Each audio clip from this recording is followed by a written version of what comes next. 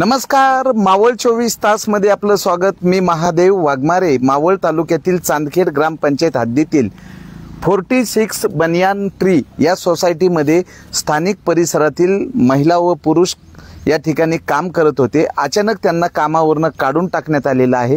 सुमारे 45 कामगार आहेत। तर या कामगारांच्या व्यथा आहेत की मागील 1 वर्षापासून हे इथं काम करत होते, पण अचानक परप्रांतीय ठेकेदार आणून परप्रांतीय कामगार आणून कंपनीनं काम सुरू केलेले स्थानिकांच्या हातचा जो रोजगार आहे तो रोजगार गेलेला आहे। याच्या विरोधात 46 बनियान ट्री सोसायटीच्या समोर या ठिकाणी महिला आणि पुरुष एकत्रित उभे आहेत। तर काय व्यथा आहेत त्यांच्या आम्ही जाणून घेणार आहे।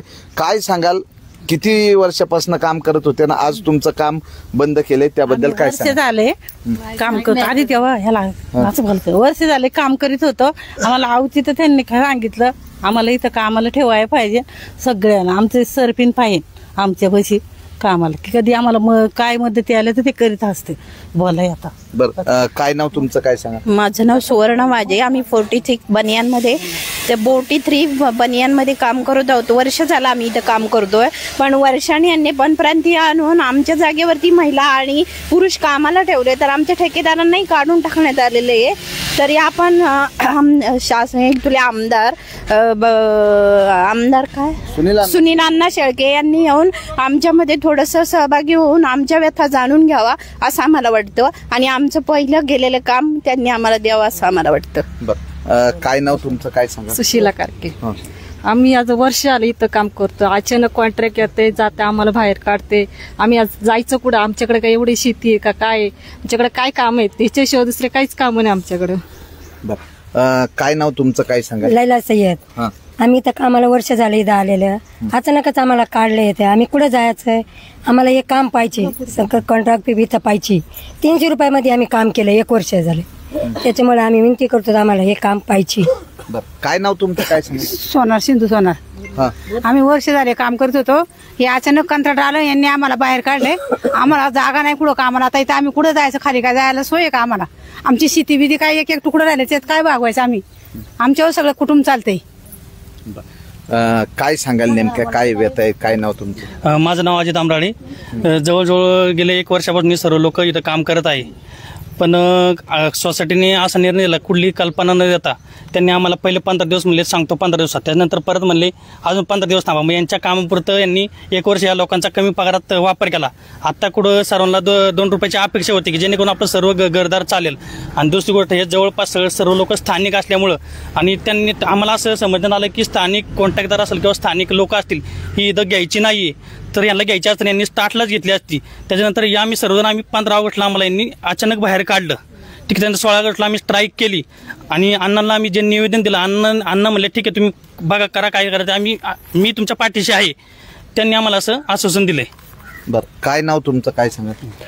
मी गुलाब सावळे, चांदखेड बनियान ट्री मध्ये 1 वर्ष काम करतोय, आणि अचानक आम्हाला 15 ऑगस्टला बाहेर काढले।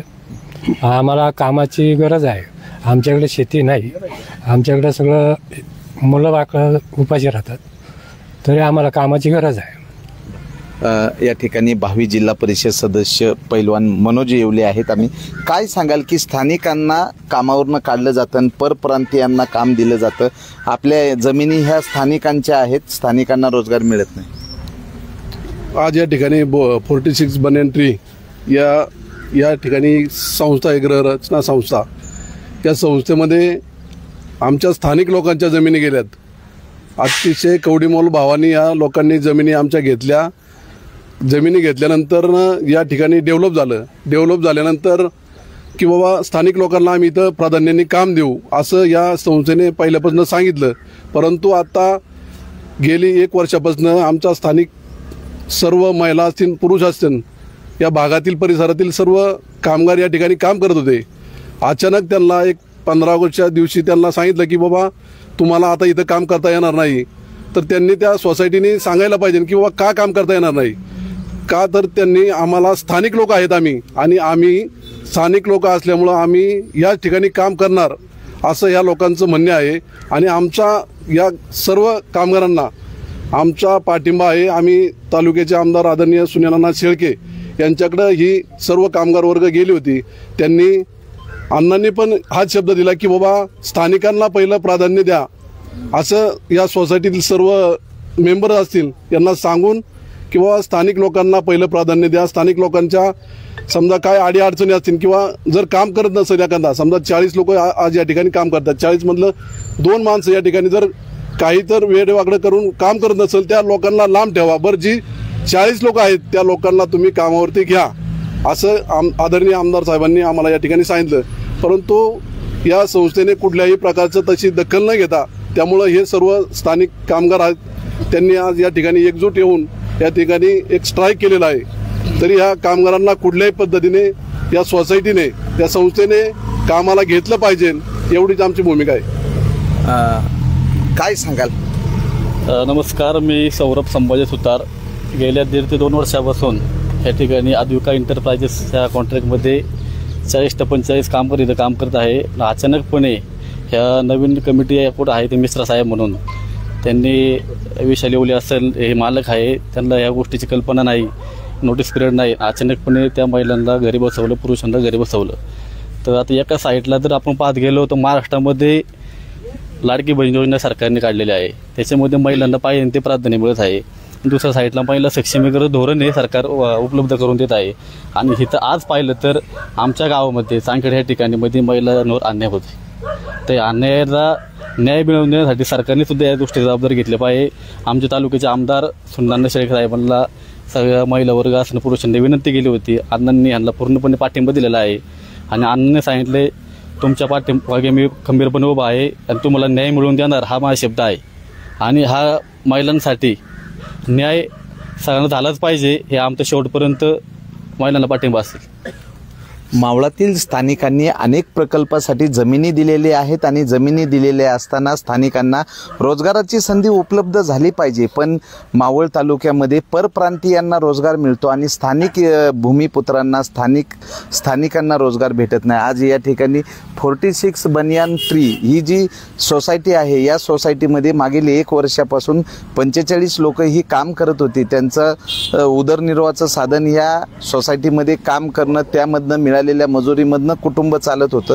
पण 15 ऑगस्टपासून त्यांना कामावरनं काढलेलं आहे.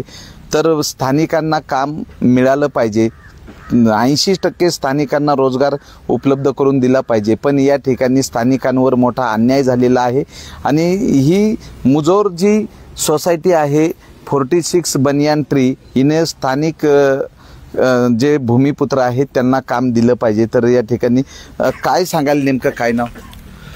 अक्षय ज्ञानेश्वर येवले. 46 बनियन ट्री या सोसायटीने कुठलीही कल्पना न देता आद्विका एंटरप्राइजेस जे कॉन्ट्रॅक्टर होते इथं आधी विशाल भाऊ येवले यांना कुठलीही कल्पना नाही दिली. 45 ते 50 कामगारांना आज त्यांनी बेरोजगार केलेला आहे. इथे हे बेरोजगार स्थानिक लेवलचे आहे. चांदखेड, पाचाने, पुसाने ह्या गावातले हे सगळे बेरोजगार आहे. आज यांच्याकडे शेती गेली, ह्या सोसायटीमध्ये शेती गेली. यांनी सोसायटीला शेती हे करत असताना सांगितलं होतं की आम्ही स्थानिकांना रोजगार देऊ. आज ते स्वतःहून पलटलेत सगळे इथे आणि बाहेरचे कॉन्ट्रॅक्टर आणून आज गाववाल्यांना ते बाहेर काढतात. ही बेरोजगारी आज ह्याची जबाबदारी कोण घेणार आहे? सोसायटीवाले घेणार आहे का या सगळ्या लोकांची जबाबदारी? त्यांनी इथं येऊन आमच्याशी चर्चा करावी अशी आमची इच्छा आहे. आम्ही आमदार साहेबांकडे मनोज भाऊ वगैरे हे सगळे गेले होते. आता इथून पुढे ते आज सांगतात की आम्ही पोलीस स्टेशनमध्ये जाऊन बसलेले आज ती सगळी लोक तिथे.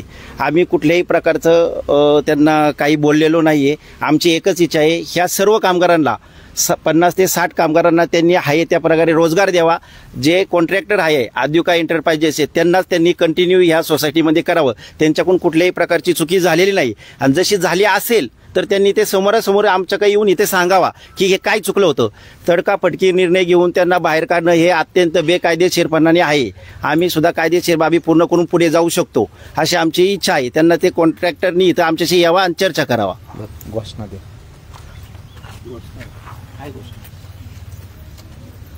काम आमच्या हक्काचं मिळालंच पाहिजे. काम आमच्या हक्काचं, काम आमच्या हक्काचं, काम आमच्या हक्काचं. स्थानिक लोकांना काम मिळालंच पाहिजे, स्थानिकांना काम मिळालंच पाहिजे, स्थानिक लोकांना काम मिळालंच पाहिजे.